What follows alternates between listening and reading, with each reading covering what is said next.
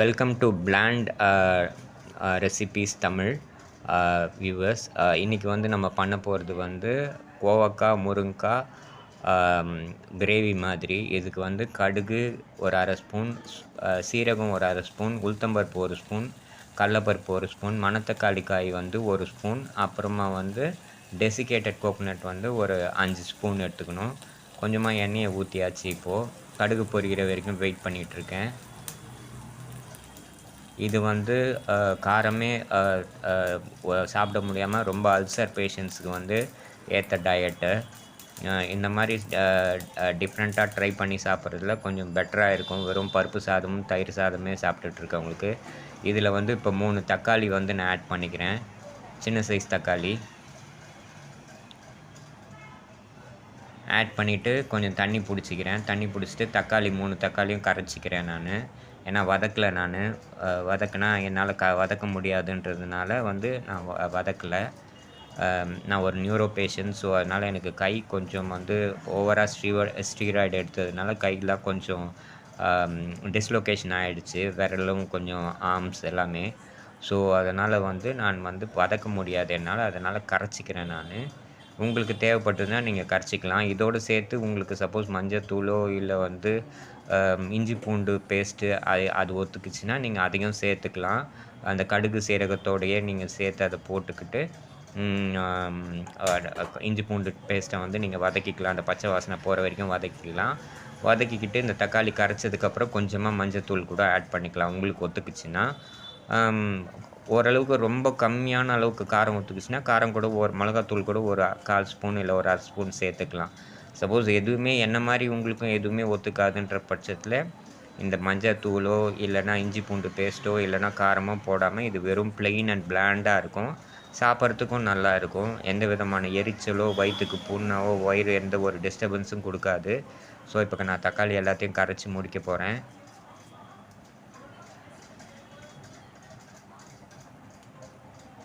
தக்காளி எல்லாமே கரைச்சாச்சு.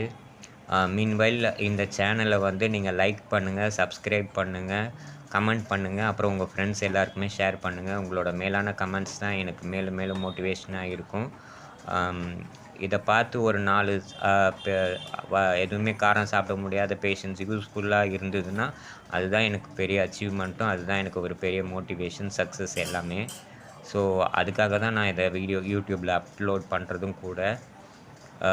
இதை வந்து நீங்கள் வந்து வீட்டில் இருக்கவங்கள செஞ்சு கொடுக்கணுன்றது அவசியமே இல்லை. நீங்களே கூட செஞ்சுக்கலாம். ஒன்றும் பிரச்சனை இல்லை. இல்லை ஒன்றும் பெரிய காம்ப்ளெக்ஸ் ப்ரொசீஜர் எதுவுமே கிடையாது. தனியாகவே நீங்கள் கூட செஞ்சுக்கலாம். ஆனால் கோவக்காய் ஆட் பண்ணுறதுனால கோவக்காய் வந்து நீங்கள் கொதிக்க வைக்கிறதுக்கு கொஞ்சம் டைம் எடுக்கும். அது கொதிக்கிறதுக்கே ஒரு 25 மினிட்ஸ் ஆச்சுன்னா தான் வேகும். ஏன்னா குக்கரில் நம்ம வேக வைக்க போகிறதில்ல, ஸ்ட்ரெயிட்டாக இந்த பாத்திரத்துலேயே வேக வைக்க போகிறோம். பாத்திரம் வந்து நல்ல திக்கான பாத்திரமாக எடுத்துக்கணும். நல்ல கனமான பாத்திரமாக எடுத்துக்கணும். அதனால தான் 25 நிமிஷம் தாங்குகிற மாதிரி. இப்போ வந்து கோவக்காய் வந்து நம்ம போட்டாச்சு. கோவக்காய் முருங்கைக்காய் போட்டிருக்கோம். இதில் போட்டுட்டு கொதிக்க வச்சுருக்கோம். இப்போ நம்ம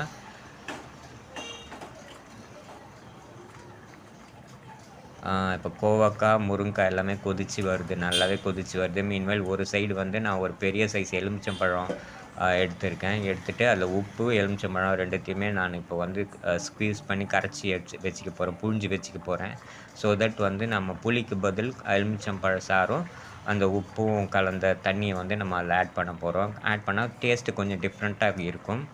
உப்பு வந்து உங்களுக்கு தேவையான அளவுக்கு போட்டுக்குங்க. நான் வந்து இப்போ வந்து 1.5 ஸ்பூன் உப்பு எடுத்திருக்கேன். இப்போ வந்து நான் அந்த எலுமிச்சம்பழத்தை சாரை வந்து ரெடி பண்ணி வச்சாச்சு. இப்போ எலுமிச்சை சாறு வந்து அதில் ஊற்றுறேன். ஏன்னா கோவக்காய் வந்துருச்சு, முருங்கைக்காய் வந்துருச்சு.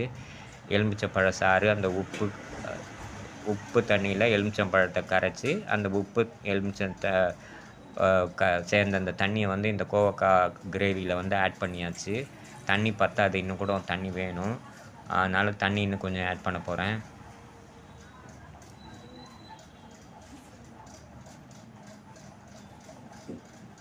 இதோட கொஞ்சம் கருவேப்பிலை கொத்தமல்லியும் நீங்கள் ஆட் பண்ணிக்கணும். தண்ணி கொஞ்சம் ஆட் பண்ணிவிட்டு இது மேக்ஸிமம் 3 to 5 மினிட்ஸ் வரைக்கும் தான் கொதிக்க வைக்க முடியும். ஏன்னா அதுக்கு மேலே நீங்கள் கொதிக்க வச்சிங்கன்னா ஒரே கசப்பெடுக்க ஆரம்பிச்சிடும். ஏன்னா லெமன் இல்லையா, லெமன் வந்து 3 to 5 மினிட்ஸ்க்கு மேலே கொதிக்க வைக்கவே முடியாது. கொதிக்க வச்சா மொத்த டிஷ்ஷுமே ஸ்பாயில் ஆகிடும். மேக்ஸிமம் 3 to 5 மினிட்ஸ் வரைக்கும் ஒரு கொதி வர வரைக்கும் வச்சு எடுத்துக்கலாம். இப்போ வந்து நான் வந்து இதை கலரியும் விட்டுக்கிறேன். எல்லா இடமும் வந்து அந்த புளிப்பும் உப்பும் கலக்கணுன்றதுக்காக கரண்டியில் என்னால் கலக்க முடியாதுன்றதுனால கத்திலேயே நான் எந்த கத்தி யூஸ் பண்ணி கோவக்காலாம் கட் பண்ணனோ அதே கத்தியை யூஸ் பண்ணி நான் ஃபுல்லாகவே கலந்து விட்டுறேன்.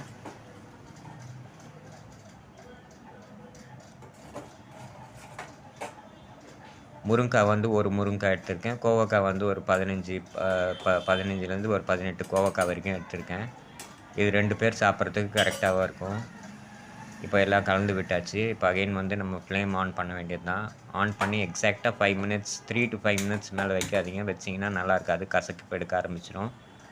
இதில் டெசிகேட்டடும் நம்ம போட்டிருக்கோம், டெசிகேட்டட் கோகோனட்டும் போட்டிருக்கோம். ஸோ அதனால் டேஸ்ட்டு நல்லாவே இருக்கும், டிஃப்ரெண்ட்டாக இருக்கும். ட்ரை பண்ணி பாருங்கள். உங்கள் ஃப்ரெண்ட்ஸு எல்லாருக்குமே இதை ஷேர் பண்ணுங்கள், லைக் பண்ணுங்கள், என்னோடய சேனலை சப்ஸ்கிரைப் பண்ணுங்கள், கமெண்ட் பண்ணுங்கள். இது வயிறு புண்ணாக இருந்து எதுவுமே சாப்பிட முடியாத இருக்கவங்களுக்கு இது நல்லாயிருக்கும். வெள்ளை சாதத்தில் இந்த கிரேவி ஊற்றி சாப்பிட்டிங்கன்னா ரொம்ப நல்லாயிருக்கும். ஒயிட் ரைஸோட இந்த கிரேவி வந்து சாப்பிட்றதுக்கு ரொம்ப நல்லா இருக்கும். பதார்த்தம் தனியாக நீங்கள் பண்ணிக்கணும்னு அவசியம் கிடையாது. ஏன்னா இதுலேயே கோவக்காவும் இருக்குது, முருங்காவும் இருக்கும். தேவைப்பட்டால் வத்தலை மட்டும் வறுத்து வச்சுக்கலாம், இல்லை அப்பளத்தை வறுத்து வச்சுக்கலாம் நீங்கள். அவ்வளோதான், 5 நிமிஷம் ஆயிடுச்சு. ஸோ அதனால் நான் இப்போ ஸ்லோ டவுன் பண்ணிடுறேன் அதை. இது முடிஞ்சதுக்கப்புறமா வந்து ஆஃப் பண்ணதுக்கப்புறமா நெய் வந்து நம்ம few drops of ghee add பண்ண போகிறோம். 4 மினிட்ஸ் ஆயிடுச்சு. எக்ஸாக்டாக இன்னும் 1 மினிட் தான் இருக்குது. ஸோ அதனால் 1 மினிட் கழித்து நம்ம ஆஃப் பண்ணிக்க வேண்டியது தான். இப்போ நெய் ஆட் பண்ணணும் இதில்.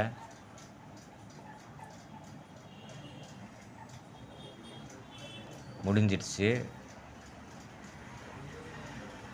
இப்போ நெய் மட்டும் நம்ம few drops of ghee add பண்ணணும், அவ்வளோதான். ஆட் பண்ணோம்னா முடிஞ்சு போச்சு. அவ்வளோதான், டிஷ் ரெடி.